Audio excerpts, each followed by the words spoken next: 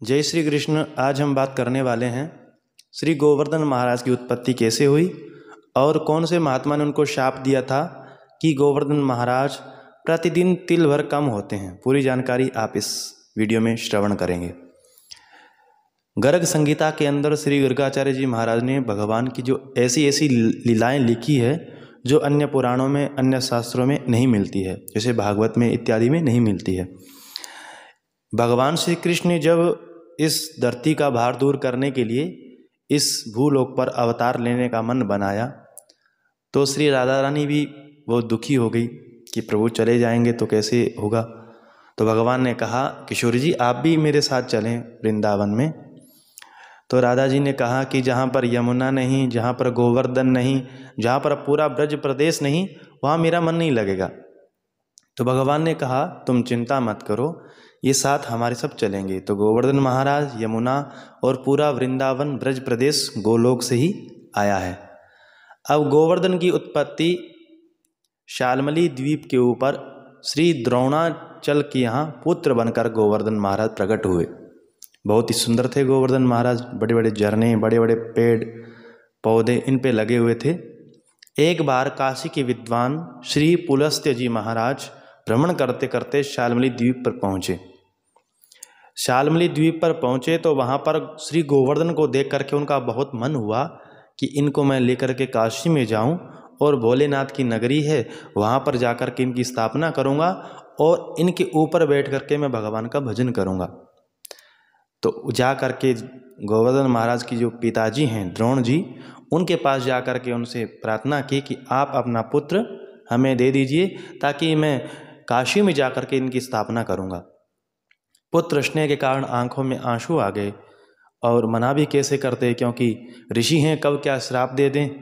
तो प्रार्थना की, महाराज आप मेरे पुत्र को ले जा सकते हैं। गोवर्धन जी महाराज से कहा कि आप चलिए मेरे साथ। तो गोवर्धन जी ने कहा, महाराज इतना बड़ा विशाल मेरा शरीर है, आप कैसे लेकर के जाएंगे मुझे। तब पुलस्त्य ऋषि ने कहा कि आप चिंता मत करिए, आप तो मेरे हथेली पे बैठ जाइए और मैं जब तक आपको रखूँगा नहीं जब तक काशी आ जाएगी। तो गोवर्धन जी ने कहा कि मैं आपके साथ अवश्य चलूँगा, लेकिन अगर आपने मुझे कहीं भी रख दिया रास्ते में तो उससे आगे मैं नहीं जाऊँगा। ये प्रतिज्ञा की तो पुलस्त्य जी मान गए, ठीक है मैं आपको बीच में कहीं नहीं रखूँगा।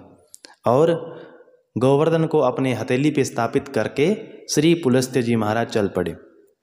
नगर ग्रामों से भ्रमण करते करते जैसे ही वृंदावन आया तब आँखों से अश्रुधार बहने चली गोवर्धन महाराज की कि मुझे यहीं स्थापित होना चाहिए, मेरे प्यारे प्रभु यहीं पर अवतार लेंगे। तो क्या किया, अपना वजन बढ़ाना प्रारंभ कर दिया श्री गोवर्धन महाराज ने।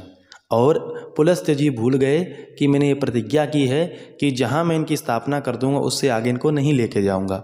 उनको लघु शंका लगी तो उन्होंने गोवर्धन को स्थापित किया और लघु शंका आदि इत्यादि करके निवृत्त होकर के स्नान इत्यादि करके जैसे ही गोवर्धन को उठाने लगे तो गोवर्धन महाराज टस से मस नहीं हुए। बहुत प्रयत्न किया पुलस्त्य ऋषि ने, लेकिन गोवर्धन जी हिले ही नहीं। अब पुलस्त्य ऋषि ने पूछा, अरे गोवर्धन क्या बात है भाई, चलो मेरे साथ। तब गोवर्धन महाराज ने कहा कि प्रभु मैंने आपसे प्रतिज्ञा की थी कि जहाँ आप मेरी स्थापना कर दोगे, एक बार जहाँ रख दोगे उससे आगे मैं नहीं जाऊँगा। तो पुलस्त्य ऋषि क्रोधित हो गए और श्राप दे दिया कि तू प्रतिदिन प्रतिदिन तिल तिल भर कम होता चला जा। ऐसा श्राप श्री गोवर्धन महाराज को दे दिया।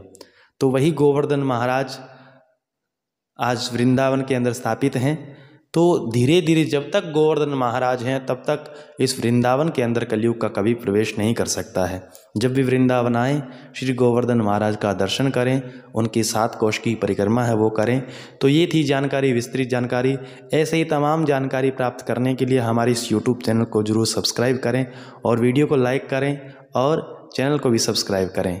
जय श्री कृष्ण, जय श्री राधे।